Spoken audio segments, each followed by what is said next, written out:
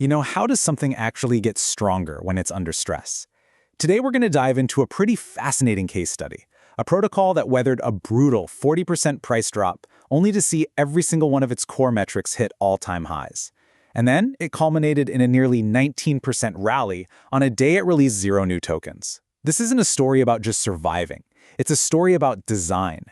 All right, before we jump in, just a quick but really important note. This is all for educational purposes. It is not financial advice, and you should always do your own research.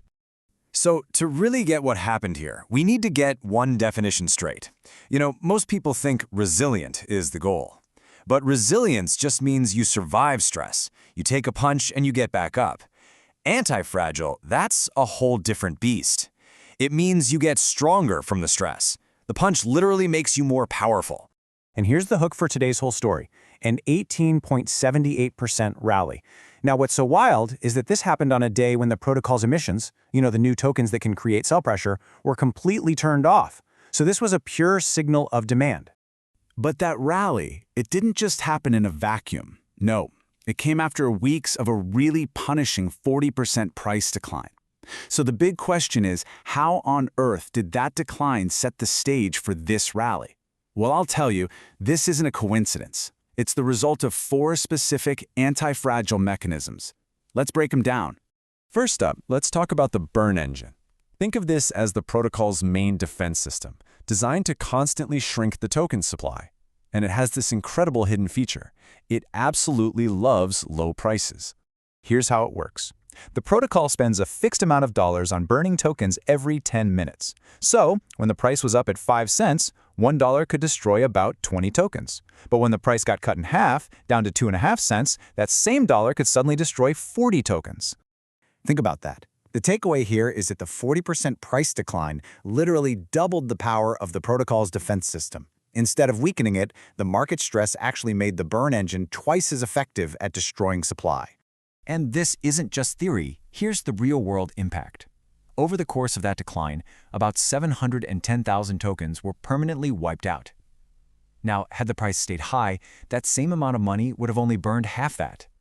The decline itself was directly responsible for creating a massive supply shock.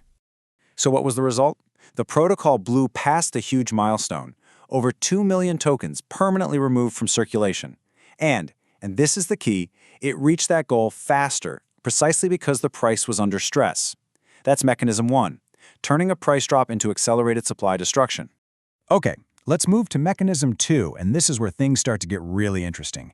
This is the one that really baffles people, the treasury, or what we call the vault.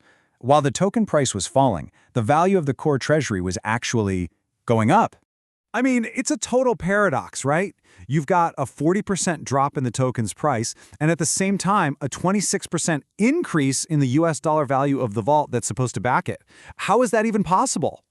Well, it's because the vault health is measured in ETH, not just the token price. And during that entire decline, the vault just kept accumulating more and more ETH, setting 4 consecutive all-time highs. It added 46 ETH, growing from 189 to 235, even as the market was gripped by fear. This happens because participants contribute ETH, which is then used to buy permanent income-generating assets for the treasury.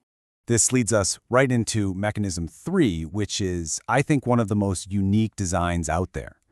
It completely reframes the act of selling, not as a weakness, but as a contribution that permanently strengthens everyone who stays. The founder, AJ, actually explained this perfectly. He said when someone sells early, especially at a loss, the ETH they paid as a contribution, it doesn't leave with them.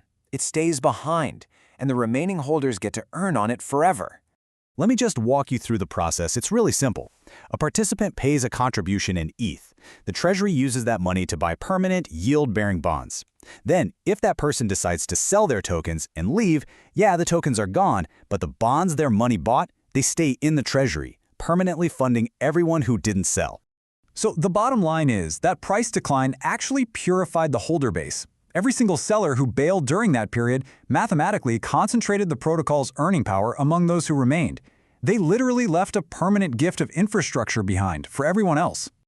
The fourth and final mechanism is a more recent upgrade called Buy and Grow, and it's designed to turn market fear into a massive opportunity for the protocol itself.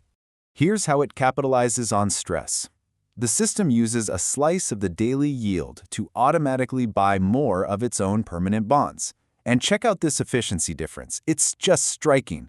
At the market top, that daily budget could only buy about 2/3 of a bond. But at the recent lows, it was buying over 4 bonds every single day. That's 6 times more permanent infrastructure being accumulated per dollar, precisely because the market is down. This system doesn't just put up with the bear market, it actively exploits it to build its foundation at a huge discount. So we've seen the 4 individual mechanisms. Now let's put it all together and look at the cumulative evidence over the entire 162-day period of stress. This is the scoreboard.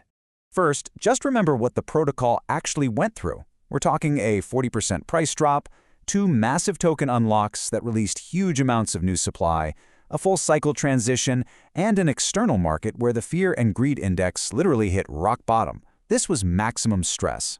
And during that exact period of stress, here's what happened. The vault's ETH holdings nearly doubled. The number of permanent bonds nearly doubled. The total tokens burned grew by over 1,500%. The yield paid out doubled. The stablecoins deployed for yield tripled. Every single core metric didn't just survive, it thrived. And that brings us right back to today's rally. It wasn't random, it wasn't luck, it was the convergence of all 4 of these forces. The accelerated burns created a supply shock. The vault hit another all-time high, showing incredible strength. The treasury was more concentrated than ever, and buy and grow had been quietly stacking assets on the cheap. The system was just coiled like a spring. Resilient means you survive. Anti-fragile means you get stronger. Over 162 days, PLAZM's price dropped 40% from its highs, and during that exact decline, the burn engine doubled its efficiency. The vault added 46 ETH to set 4 consecutive all-time highs. Paper-handed sellers left their contributions behind, permanently funding the remaining holders, and buy and grow quietly accumulated bonds at 83% below peak prices. Every mechanism was designed to convert stress into strength. And today, on a day the protocol released 0 tokens, the price jumped to 19%. Not because of one day, because of 162 days. The stress didn't break it, the stress built it.